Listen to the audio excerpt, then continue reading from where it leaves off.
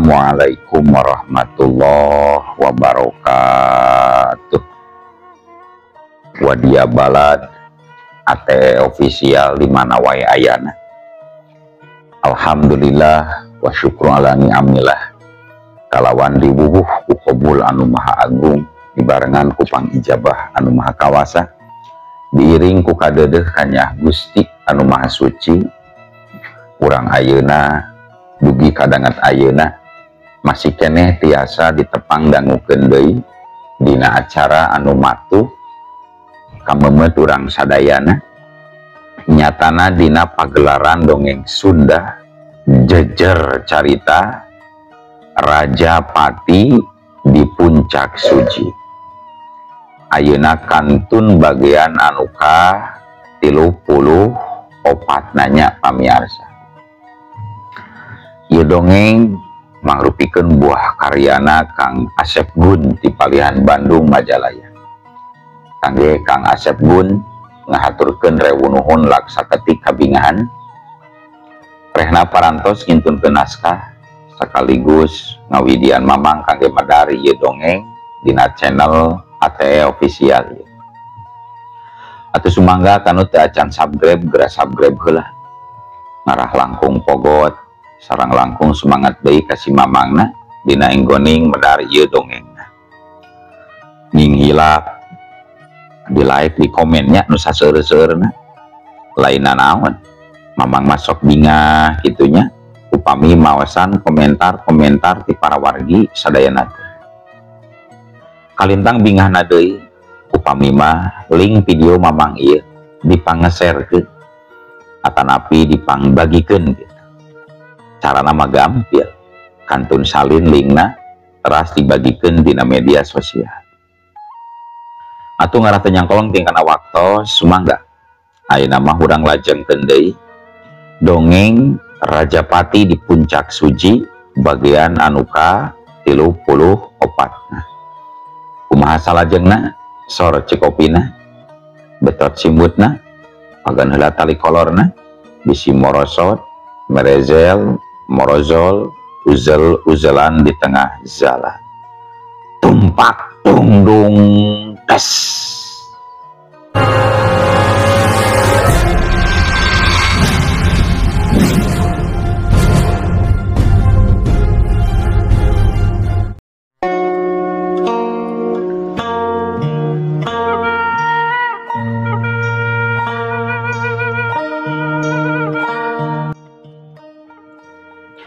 Tiu, cebrot, cekuk,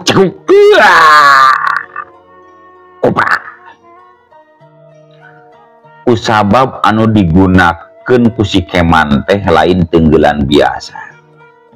Teu aneh lamun saharita keneh si kampak anu dirina teu mibanda elmuna naon langsung kedebut ninggang kana lembah dina kayaan geus teu eling di bumi alam. Cuy, sugan teh we jago meni pangabecus naon pisan geuning lah cek si keman bari mencerong ka si kampak anu geus ngacolopong jiga nu taya nyawa. Sedengkeun si Jalal anu keur dihurup ku tilu urang baladna si kampak sanajan diraponan ku si kampak sanajan diraponan ku tiluan tapi da memang tiluanana oge sasatna jalma balostrong temi banda ilmu jeung kekuatan naon dina masing-masing dirina teh.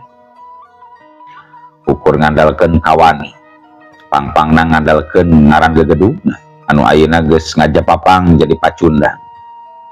Atuh teu heseun pikeun si keman oge dina ngarubuhkeun tilu musuhna. Komo basa kareret lawan si Jalal geus rubuh. Si keman geus teu ngalila-lila deui ngayunan lawan-lawan.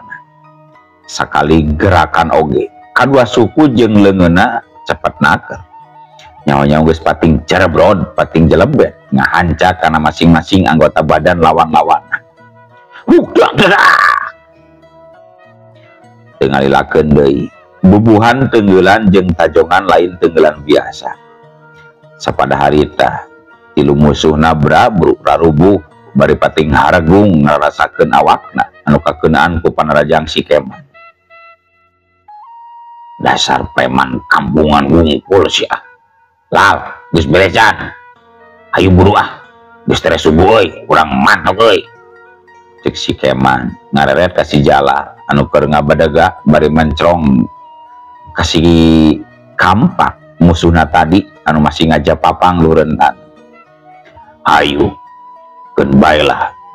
Leumpang we. Tapi ketang biasana ari nyedek kasubuhnakeun mah angkot oge sok aya ketang. Walau si Jalal bari leumpang ngadeukeutan si Keman. Bener we. Karek oge sabaraha lengkah leumpangna. Kadenge ti tukang ngeunana aya suara mobil. Barang direret sing horeng mobil angkot Ciparai Majalaya anu keur nyemplung kalawan can aya panumpang alias kosong. Majalaya Kang, Majalaya, kiri pir, kiri. Cek kenekna bari turun nyamperkeun ka si Keman jeung si Jalal anu keur narangtung si Jalal. Teu ngajawab, kalacat we. Si Keman jeung si Jalal pating kalacat arasup ka jero. Teu lila dius deui, angkot teh ngadius nyemplung meulah jalan anu masih molongkong. Can aya kendaraan anu saeje. Bubuhan harita teh can bedug subuh-subuh aja. Wanci liwat subuh, mobil anu ditumpakan ku si Jalal jeung si Keman geus nepi ka parapatan jalan anu biasa sok dipake mangkal tukang ojek. Si Keman jeung si Jalal jerat-jerut tarurun ti jero angkot. Jen duanana ngajaranteng. Panonna rara-reret ka sakurilingan tempat. Tieun keneh. Mobil nu ngaliwat ukur hiji-hiji, tukang ojek can aya nu mangkal hiji-hiji acan. Aduh, can kalaluar tukang ojek oge man euy. Hares keneh jiga nama. Mending urang ka pasar we heula. Rame pasti di pasar mah. Keun bae, ayeuna mah ulin we, teu kudu babadog jeung rampung. Urang nganeutan heula beuteung. Asa tar iski ye beuteung dedeka. Ayo ah. Jebang ngerebek di lapar euy. Cek si Jalal ngajak neang sarapan ka si Keman. Ayo sarua deh kau gelal. Lapar euy, sekalian nempuan motor teh. Sugan jeung sugan we anu cocok jeung hargana rada miring. Mengke balikna teu kudu numpak ojek ari geus beli motor mah deuleu. Memangna si lain yakin bisa makena eta motor teh. Cek si Jalal. Poho euy, apanan dewek teh bisa kana motor. Kumaha teu mawana lamun engke urang geus meunang motor, maksud teh geus beli motor, kumaha engke dibawana? Make jeung kumaha? Ya pasti dianteurkeun atuh kana mobil kudu boga showroomna. Bodoh geuning si laing make man. Geus lah, teu kudu loba mikir. Sagarupa oge ari hayu wae di pikiran mah sok kalakalieur. Ayo ah, urang barang dari lain mah ya bak udud geus beak dia teh ayo. Beral we dua nana laleumpang muru kawetan. Telila antarana dua nana geus narepi ka pasar anu ditujuna. Nyaeta nu katelah pasar bingung. Pikeun urang sabuder Majalaya mah geus teu aneh deui ngadenge kecap pasar bingung teh. Tapi pasti bakal aneh lamun anu ngadengena can kungsi ka Majalaya. Keur meujeuhna rame wayah kitu teh di pasar bingung mah. Tapi ketang sarua we di pasar sejenna oge memang geus rame wanci subuh mah. Malahan di tengah peuting keneh ramena teh di pasar mah.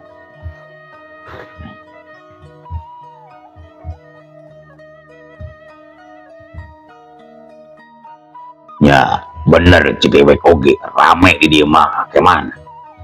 Jika kawas tempat tadi urang turun dina angkot sepi. Ayo mana? Urang ngeuseun lah beuteung bari sakalian meuli rokok. Tuh, urang jajan kupat tahu we. Ngeunah jigana wayah kieu kadar kupat tahu mah ayo. Heueuh ayo. Ngomong wae si lain mah deuleu Jalal ah. Coba si Keman bari miheulaan leumpang muru ka salah sahiji jongkok anu dareupeunana aya tukang kupat tahu dina roda.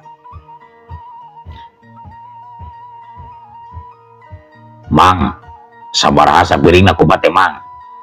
tanya si Jalal ka tukang kupat. Basa maranehna geus dariuk dina bangku paragi anu jarajan anu aya di hareupeun roda kupat. Si Keman rada morotot ka si Jalal. Ngerakeun sia mah kampungan si Laima Jalal. Make jeung nanyakeun sabaraha sapiringna sagala. Ngerakeun pisan sia. Ih, dasar rupa oge kudu tatanya heula atuh man. Kumaha lamun teu cukup duitna. Lain kitunya mang, bener tuh mang. Cek si Jalal bari ngareret ka tukang kupat. Ah, murah meriah we biasa jang. Goceng we goceng. Walan tukang kupat. Ya, sok pangieun kedua mang. Omat ulah lada teuingnya. Sedang we, bener teman. Cek si Jalal bari ngareret ka si Keman. Ari anu direret nama teu nembalan. Jongjon we nempokeun jelema anu balawiri lelar liwat hareupeunna. Teu lila oge si Amang kupat geus beres ngaladangan kupatna. Terus dibikeun kanu duaan. Teu loba deui cara carita, habak we duanana pating celebek dalahar bangun anu laparna. Malah si Jalal mah nepi ka nambah sapiring deui. Beres ngarupatna, duanana pating lagedai nyarande kana tihang bangku. Puguh sapeuting teu sarare, geus teh kalah jadi tunduk. Si Jalal nepi ka sabaraha kali meureuleuk keuai. Duh, poho, paingan asa teu parubu ieu teh euy. Poho naon ari lain lar. Poho, geus barang dahar teu udut. Cik, mang aya rokok teu mang? Cek si Jalal cengkat bari nguliat. Panonna rara tereret ka jalma anu barawiri rek balanja ka pasar. Aya rokok majang, bade rokok naon? Lah rokok filter we mah. Nya rokok filter teh rokok naon? Da seueur. Aya Jarum Super, Gudang Garam filter, Samsu filter atawa naon rokok aja. Eta we Jarum Super 2 bungkus. Waduh, mun seueur-seueur teuing geuning jang. Ari manggu mah seueur-seueur teuing, pira oge 2 bungkus. Apana jelema oge 2an gitu mang. Sanes kitu jang. Biasana ada anu mese rokok ka mang mah ketengan. Paling sabatang 2 batang. Ya mohon atuh ari ujang bari 2 bungkus mah. Mangga ieu jang rokona jang. Cek si Mang kupat bari ngasongkeun rokok 2 bungkus ka si Jalal. Sabaraha Bang? Cek si Jalal bari ngodok saku jaketna. Kupat 2 piring, 3 piringnya. Teras ditambih rokok 2 bungkus. Janten 40 jang. Gonjreng we si Jalal teu baca tadeui mikeun duit salambar 50.000. Aduh, kaleresan teu acan aya angsuran kitu jang. Nabe pisan ngalarisan mang teh. Kumaha teu ieu? Keun bae teu kudu dipulangan mang. Bira 10.000 kok bae mere lah jeung mang. Walon si Jalal hayang kapuji. Oh, atur nun pisan atuh jang. Cing langkung ditambihan di rezekina tur barokah. Duh, kayung ujang mah keur kasep teh tambah bager deui jang. Si Amang tukang kupat meni atoheuna keur dibere 10.000 tina pamulanganana ku si Jalal. Make jeung nyebut kasep sagala. Atuh si Jalal asa kagugu. Liang irungna mun rabeh asa rek ngapung.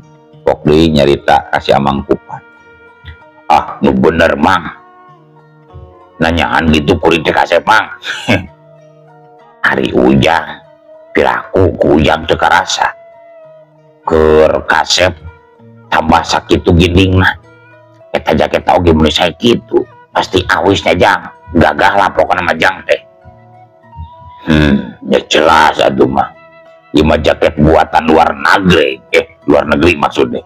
Hargana oge moal ka bedag lah kuno penghasilanna ecek-ecek mah.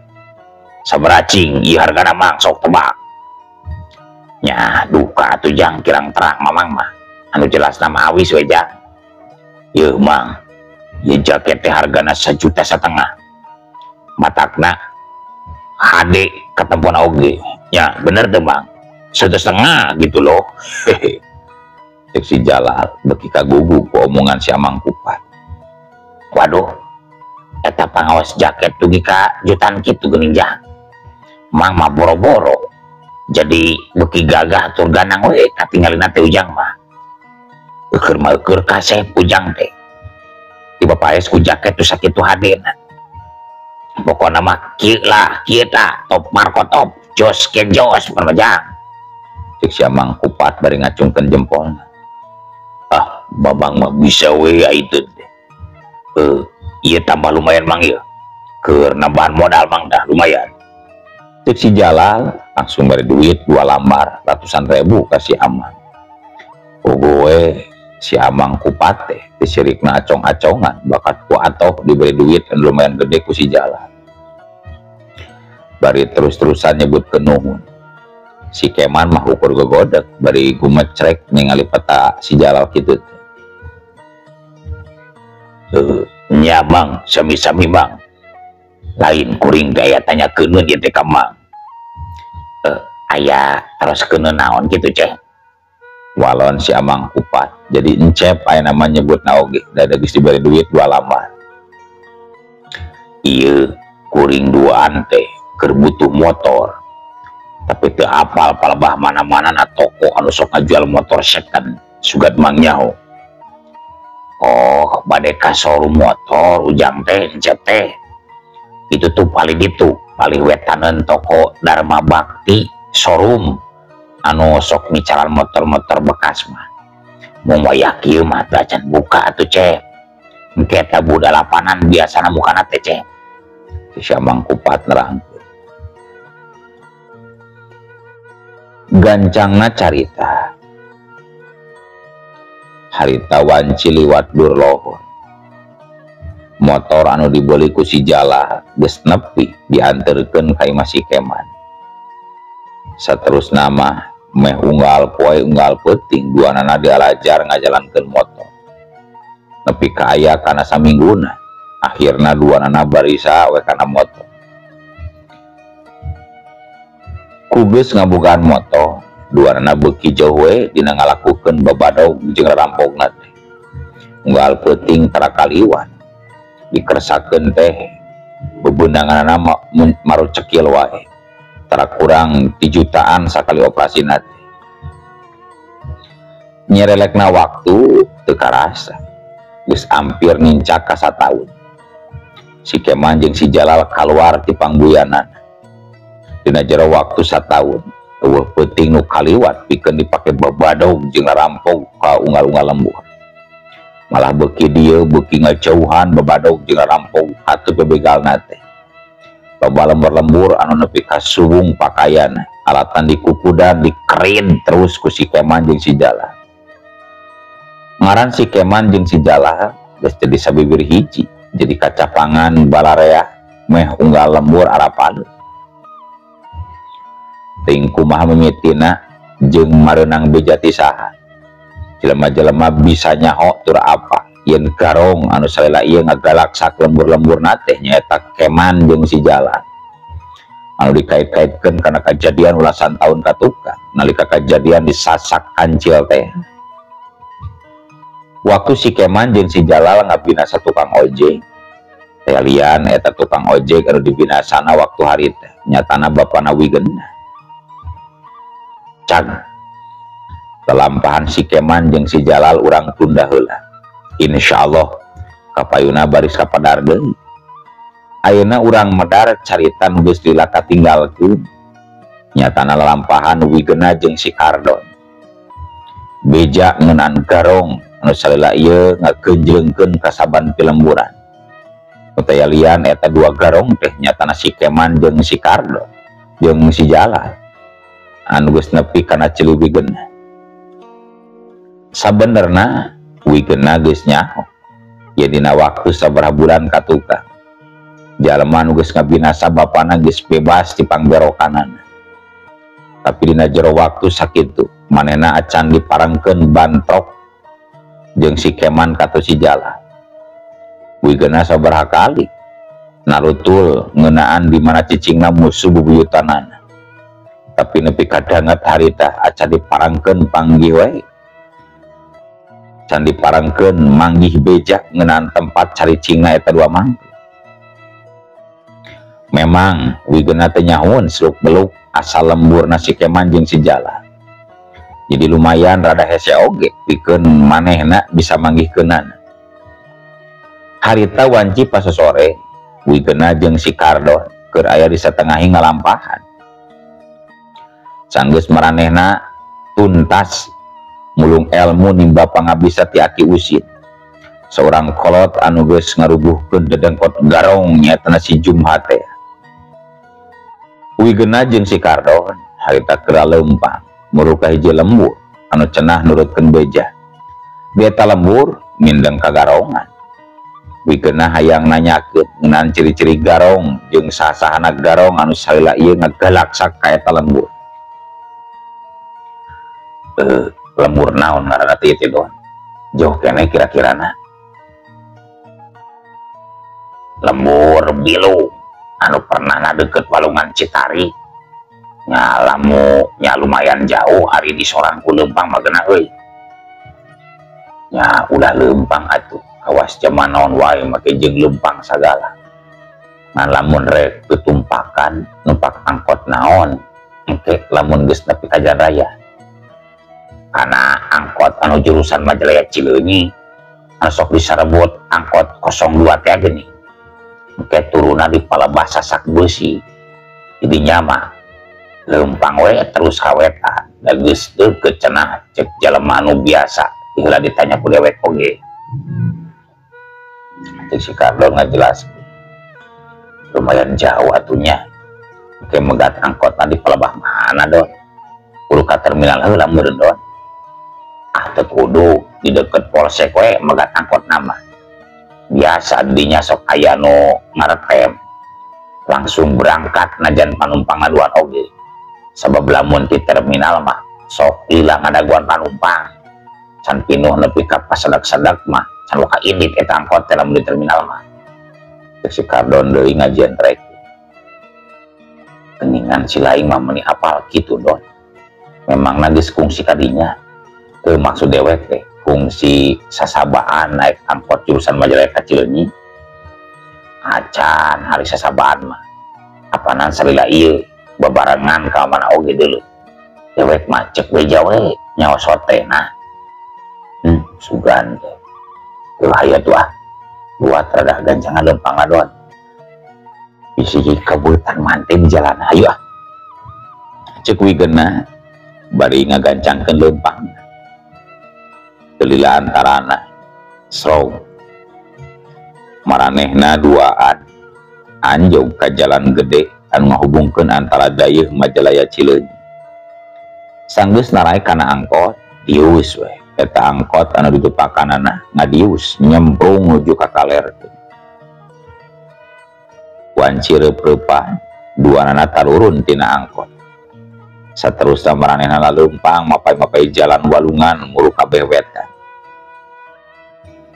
Mana lembur Bilung ke Don? Anu itu lain Don? Tanya wigeuna bari nunjuk ka jumplukan anu ngalemeng hideung. Kawan tuh harita wanci geus mimiti poe. Nya urang tanyakeun we engke lamun panggil jeung jelema. Tapi jigana ayeuna mah geus magrib, geus kamar sigit jelemana ge meureun. Nya urang sakalian we neangan masjid. Apaan urang oge can ngalaksanakeun salat magrib ieu teh Don. Cek wigeuna. Lila antarana maranehna anjog ka hareupeun masjid. Di hareupeun masjid katempo loba sendal ngajajar. Wigeuna jeung si Kardon geus kesut abdas. Saterusna arasup ka jero. Milu berjamaah jeung urang dinya. Rengse ngalaksanakeun salat. Diteruskeun ku wiridan. Sanggeus beres wiridan, wigeuna jeung si Kardon sungsong ngajak sesalaman kanu araya di dinya. Teu lila pok saurang lalaki tengah tuwuh tumanya ka wigeuna. Punten wae Jang, gepi ujang duaan teh, nu ti mana teh? Sanes kuna naon mang mah narosot teh bilih nu kaburitan di setengahing jalan Jang. Cek eta jalma, basawigena jeung si Kardon geus dariuk hareupeun sabaraha urang lalaki anu geus ngajalankeun jamaah salat. Kalawan dibarengan ku manggut sabaraha kali pok wigena nembalan. Sate acana abdi sareng wargi abdi nyuhunkeun pangampunten we. Boh bilih dongkapna abdi duaan ka ieu masjid teh kirang tata titik duduga sareng prayoga. Hatur nuhun parantos diangken abdi sareng wargi abdi ngalaksanakeun netepan magrib di dieu. Abdi mah asa ti lembur pase ngahaja dongkap ka dieu teh nyaeta ari tujuan mah bade ka lembur bilung. Nah leres kitu ieu nu kata lembur bilung teh.